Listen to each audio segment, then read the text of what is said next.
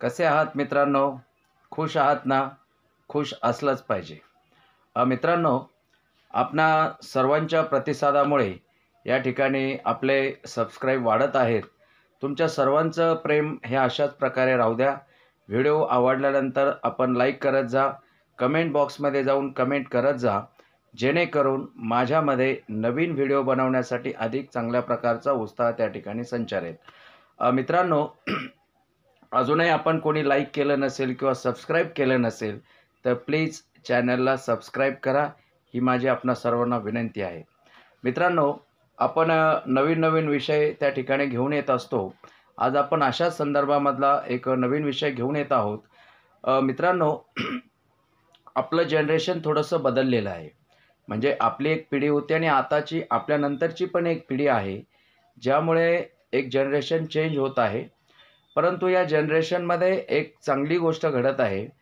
आपण काय करतो, की आपण आपले वाढदिवस साजरे करतो किंवा आपले कौटुंबिक विविध प्रकारचे कार्यक्रम आपण साजरे करतो आणि त्याला थोडंसं काय आलं, की या बदलत्या जनरेशननुसार एक नवीन लूक त्याच्यामध्ये निर्माण झालेला आहे. तर या सगळ्या नवीन लूकमध्ये आपण ज्येष्ठांनासुद्धा खऱ्या अर्थानं सामील करून घेतलं पाहिजे. अर्थात काही अंशी ते प्रमाण वाढलेलं आहे आणि ही एक चांगली गोष्ट आहे.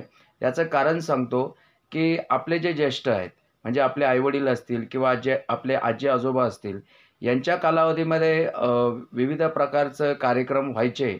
परंतु त्यांना म्हणजे त्यावेळची जी काही परिस्थिती होती किंवा त्यावेळचं जे वातावरण होतं, तेवढा त्यांना आनंद घेता येत नव्हता. म्हणून आता वाढदिवस असतील किंवा नवीन आपल्या घरामध्ये काही लग्न समारंभ असतील किंवा विविध प्रकारचे कार्यक्रम, सेलिब्रेशन असेल किंवा आपले विविध जे काही ज्येष्ठ मंडळी रिटायरमेंट होतात, त्यांचे काही कार्यक्रम असतील. या सगळ्या कार्यक्रमांमध्ये आपण त्यांना सगळ्यांना इन्व्हॉल्व करून घेतलं पाहिजे.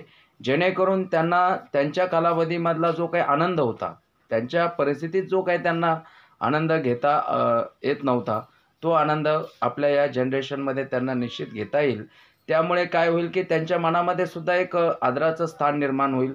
आता आमचे अनेक जे काही ज्येष्ठ मंडळी आहेत, त्यांना या बदलत्या वातावरणानुसार या सगळ्या प्रक्रियेमध्ये येताना थोडासा वेळ लागणार आहे. काहींचा त्या ठिकाणी त्यांना विरोध पण असतो.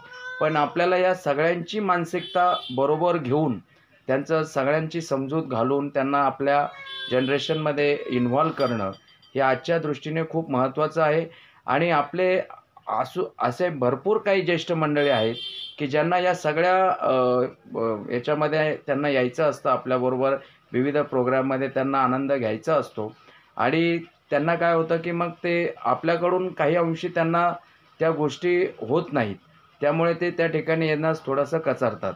त्यामुळे आपण सर्वांनी ती एक खबरदारी घेतली पाहिजे आणि आपल्या पूर्वीच्या ज्या ज्येष्ठ मंडळींना आपल्या आजच्या कार्यक्रमांमध्ये, म्हणजे आजच्या वाढदिवसांमध्ये किंवा जे काही आपले कौटुंबिक कार्यक्रम असतील, त्याच्यामध्ये आपण त्यांना चांगल्या प्रकारे इन्व्हॉल्व केलं पाहिजे.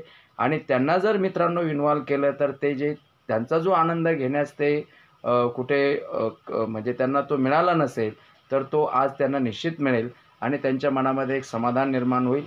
ती एक काळाची गरज आहे मित्रांनो, कारण आपण या ज्येष्ठ मंडळींकडून खूप रूढी परंपरा किंवा त्यांच्याकडून आदर्श, त्यांच्याकडून आपण वेगवेगळ्या प्रकारचे संस्कार घेतले आणि म्हणून आपण आपल्या या बदलत्या ज्या काही वातावरणामध्ये किंवा आपण आजच्या घडीमध्ये आपण ज्या काही स्थानावर आहोत, त्याच्यामध्ये त्यांचा खूप मोठा वाटा आहे आणि आपण काहीतरी त्यांचं देणं लागतो, या उदात्त भावनेतून आपण त्या ठिकाणी त्यांच्यासाठी हे निश्चित केलं पाहिजे. मला आपणा सर्वांना खात्री आहे, की आपण हे करतच आहात, पण इथून पुढे अधिक त्याच्यामध्ये चांगल्या प्रकारचा वेग येईल आणि निश्चित हे होईल. तर मित्रांनो, आजचा व्हिडिओ आपल्याला कसा वाटला, निश्चित आपण लाईक करा, कमेंट करा आणि सबस्क्राईब करा. पुन्हा भेटूया एका नवीन विषयासह. तोपर्यंत धन्यवाद.